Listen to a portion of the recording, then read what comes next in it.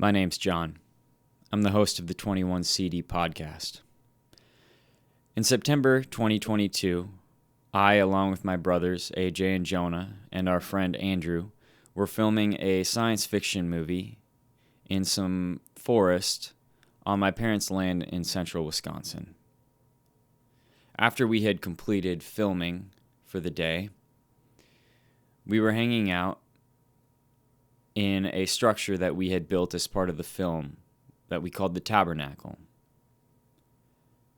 It was late night, early morning, very dark in the forest, and we were all sitting around this fire in this structure when my brother and I, AJ and I, decided that we would go out, step outside the structure and get some air.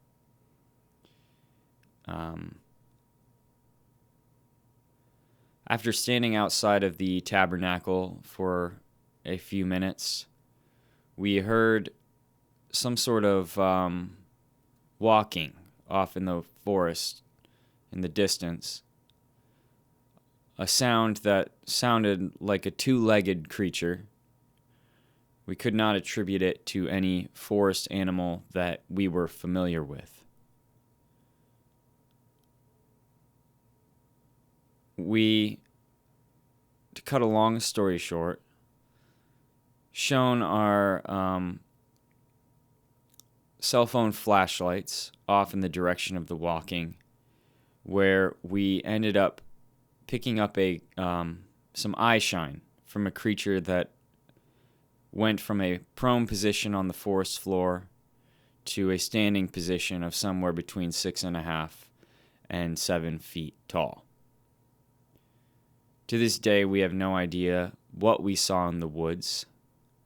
And if you're interested in hearing this story in great detail, I encourage you to listen to episode 1 of the 21 CD podcast, and to also find my interview on the Confessionals with Tony Merkel, where I discuss this incident in great detail.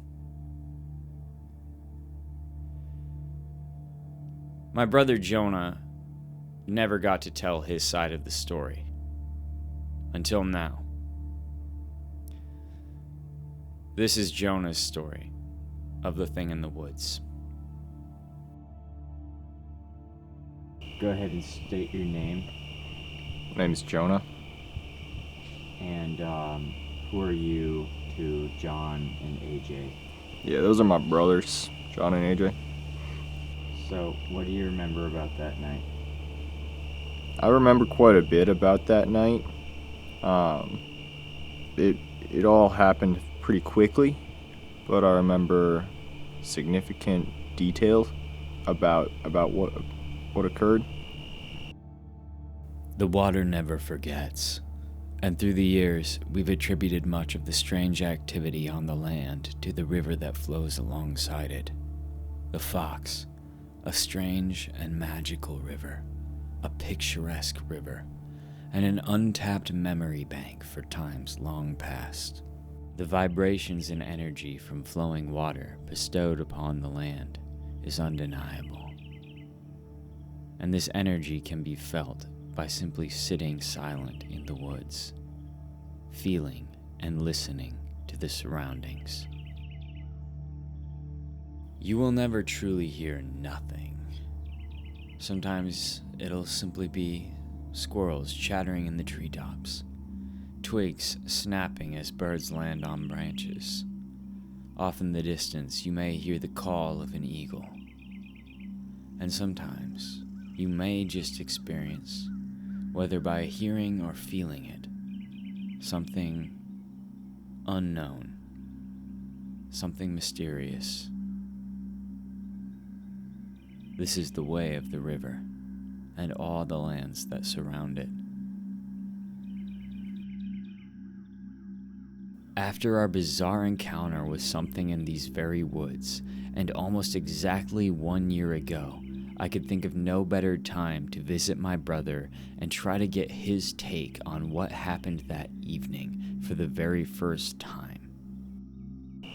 So, from the moment you guys were down in the tabernacle hanging out, Go ahead and just tell us the story. So, my brother John was filming a project in the woods down behind our parents' house. And we had been down there for a couple days messing around in the woods, shooting. And that evening, my buddy Andrew came over, good friend, good family friend, and we were sitting in a structure that we had built into the woods. It was almost like a lean-to of sticks, kind of built into a fallen tree, and then we had stacked all the other branches kind of across it, forming a lean-to in the woods. Made of sticks. We then had hung some fabric, so it was a pretty substantial structure.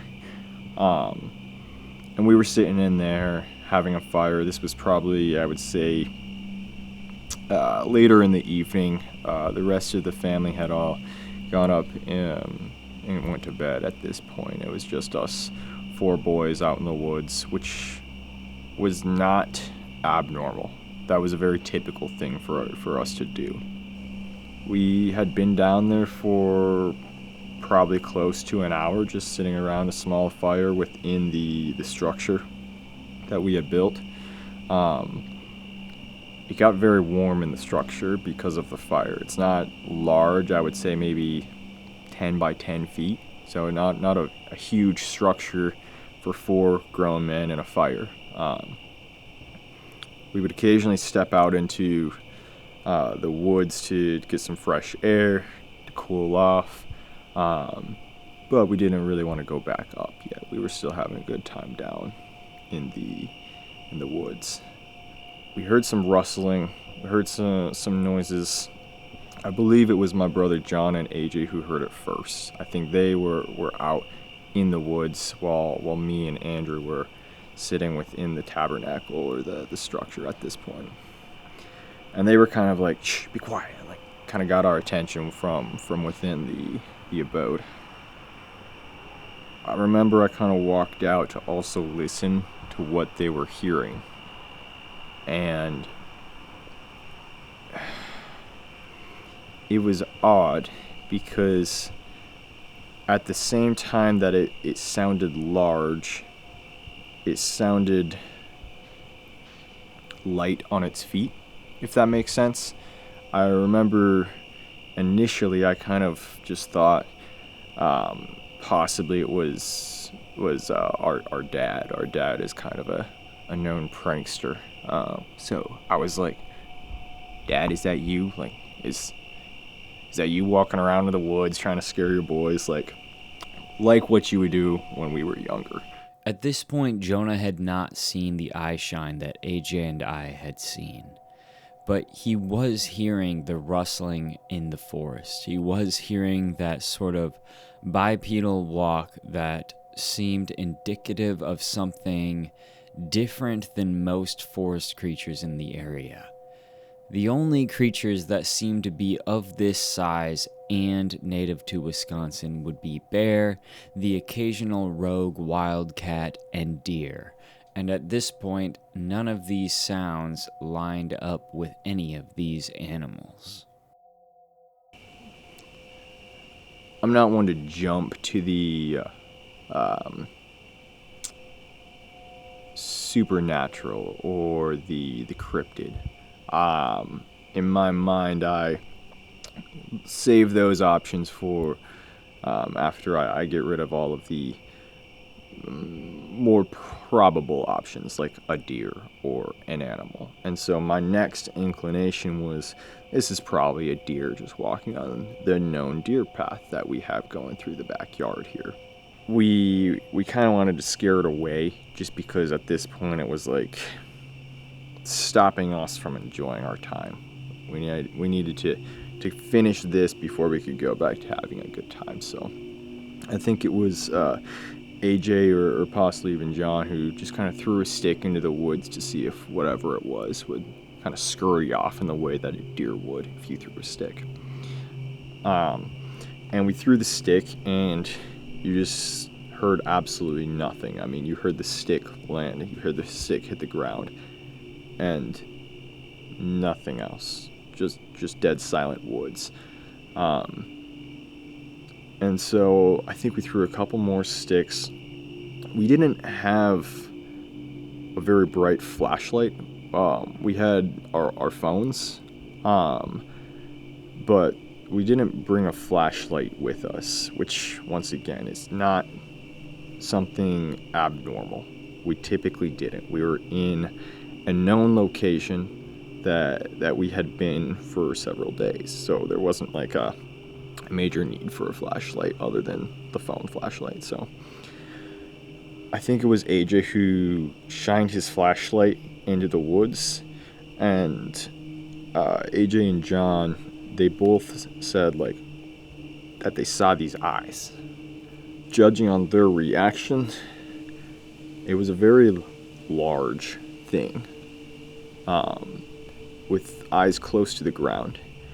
And so we became slightly more fight or flight, those mechanisms started to trigger.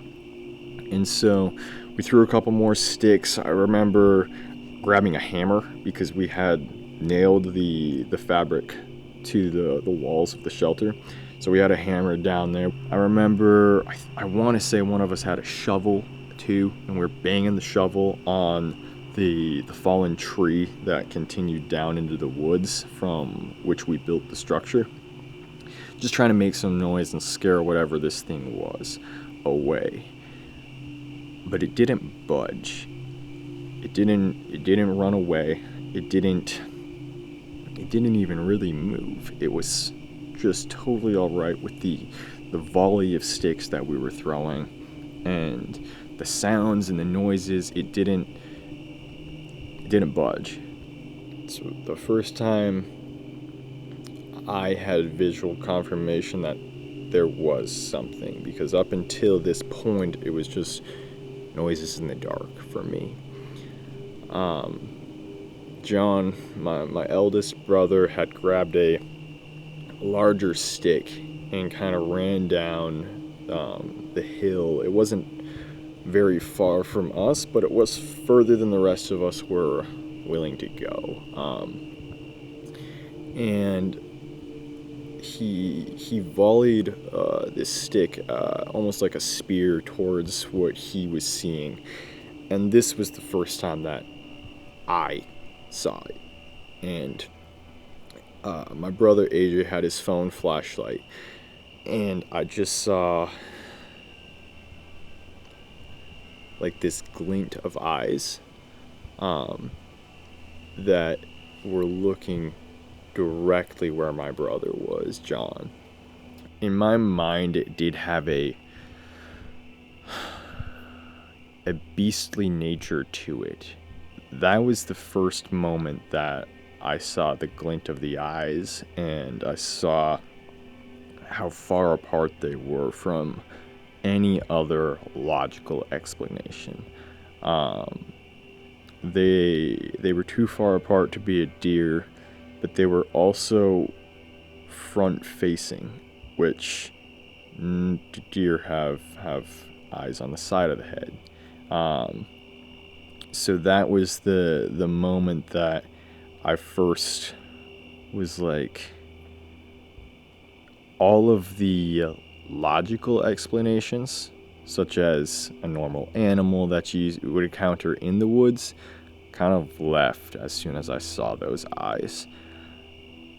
They immediately locked on the location that Jon was. I couldn't make out a head of any shape or size or anything like that. It was just these glinting eyes in the darkness.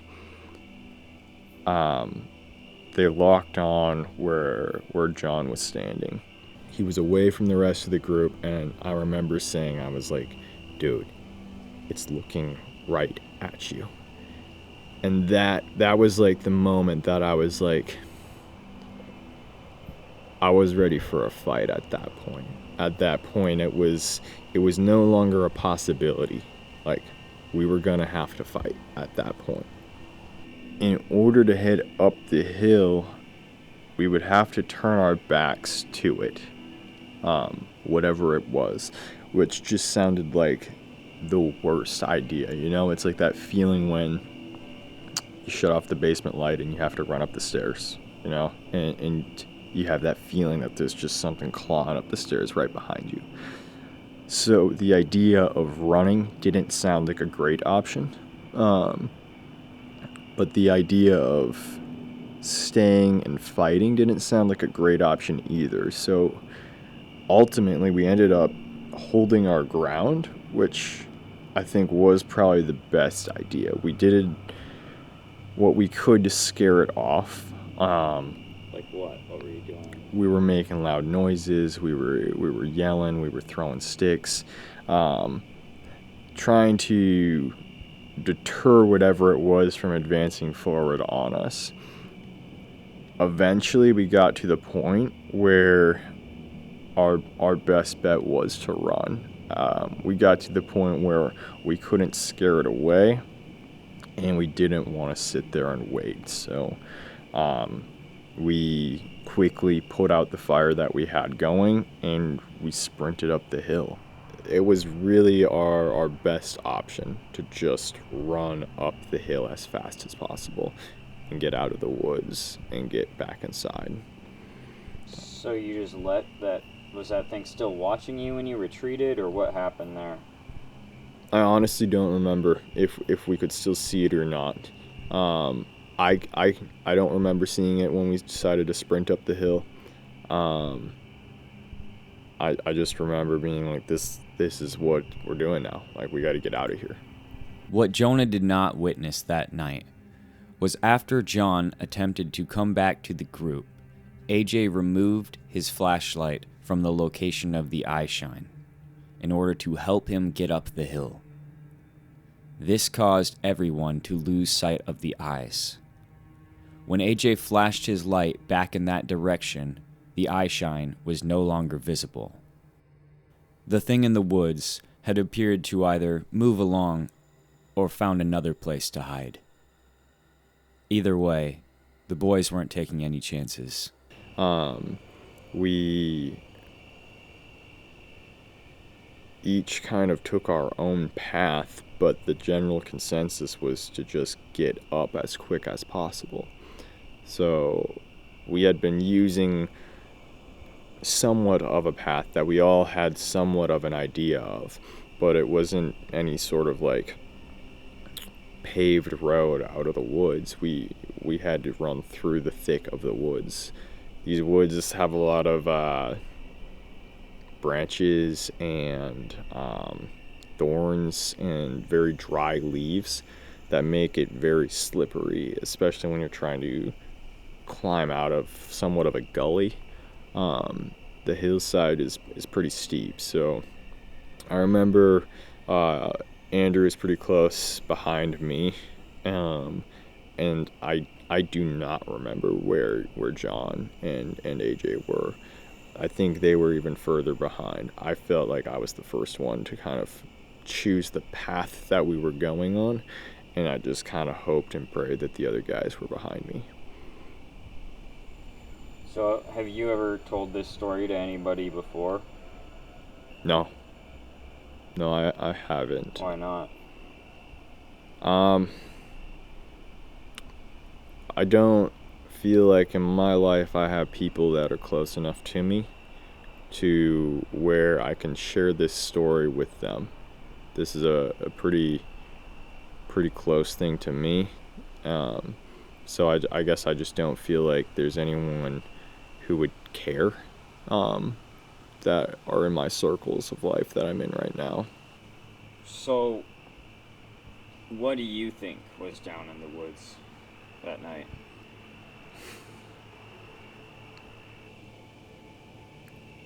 I would have to do more research on cryptids before I could give you an answer of what I specifically think I encountered that night. but I know what I encountered was not of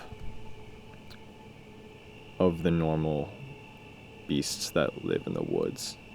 What we four boys encountered that night, I don't think has any right to be there. I mean, maybe more of a right than we did. Honestly, it's tough to say exactly what something is when it doesn't fit any of the boxes of reality. The following footage that you are about to see is basically the same interview that you just watched, except I thought it would be fun to do the whole thing in the tabernacle where all of the aforementioned events took place. Less than 10 minutes after starting the interview, we were interrupted by several very loud snaps like breaking of large branches or trees. We immediately jumped up and tried to scan the darkness with our flashlights, but seeing nothing, we opted to abandon the interview and retreat up the hill. It wasn't until the next day that we would actually find out the source of the breaking sounds, which you will see after this footage. Hey everybody, welcome to the 21 CD podcast. I'm your host, Jon. Some of you may or may not know that I ended up going back home to Wisconsin to visit my family this last weekend, so I didn't actually have time. To save time, I cut out the majority of the interview that takes place in the tabernacle, because not only is the audio pretty terrible, but you've also already heard all of this in this mini documentary already.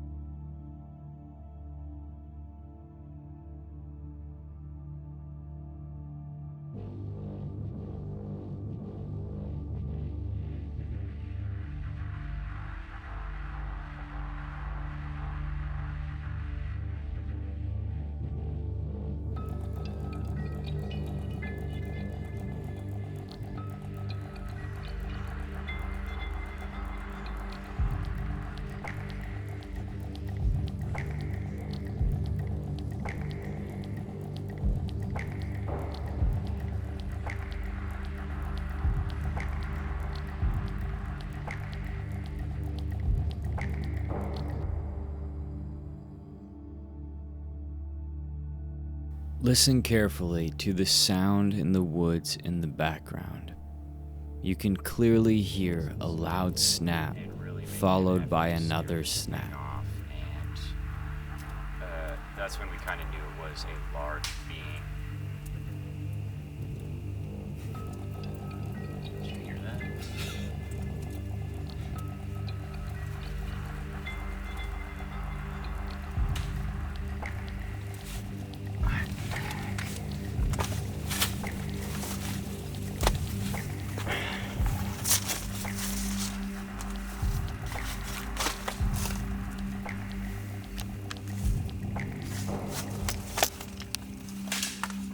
What's that? Turn your light on.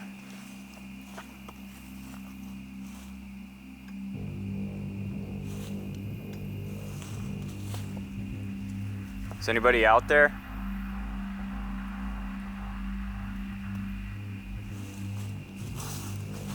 Nope. I'm out of here, dude. I'm not doing it again.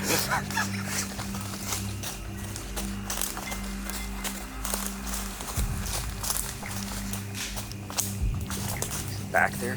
It's still making sound. Whether to attempt to quell our own fear or just in sheer disbelief, we laugh to ourselves as we try to escape the woods and get to the top of the hill. All the while, we continue to hear snapping behind us.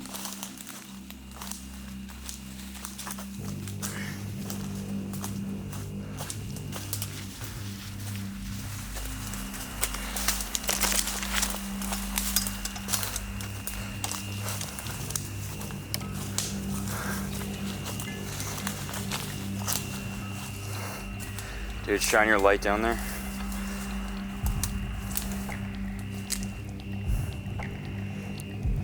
don't see. I don't see. Oh, here we go.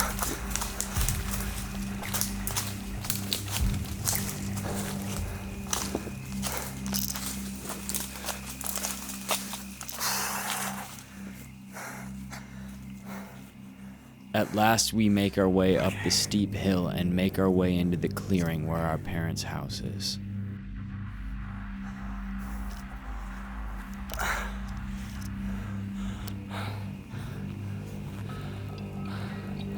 I don't know how much you guys got of that, how dark it was. You heard that, right? Yeah. It was not a small crack.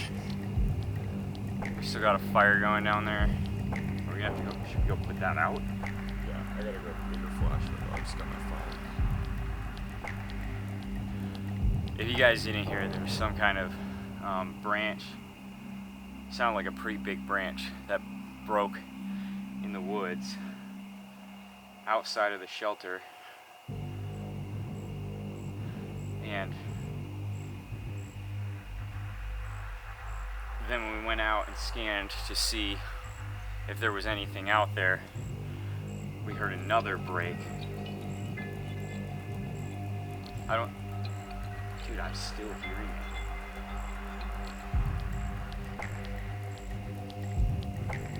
You guys probably can't hear that because I just have my regular mic, but there's still branches breaking down there in the forest. My heart is like pounding right now. Alright guys, I'm gonna shut this off. We gotta figure out what to do about this fire. The next day when we went to investigate the scene, we found 2 young trees completely snapped in half, in very close proximity to the tabernacle. It was obvious that these trees were alive when they were snapped in half, because there were many green leaves still on the branches. What could have been strong enough to snap these young trees in half, but also brave enough to do it while we were sitting near a fire, mere feet away, discussing a possible cryptid experience that we had had at this very location only 1 year ago?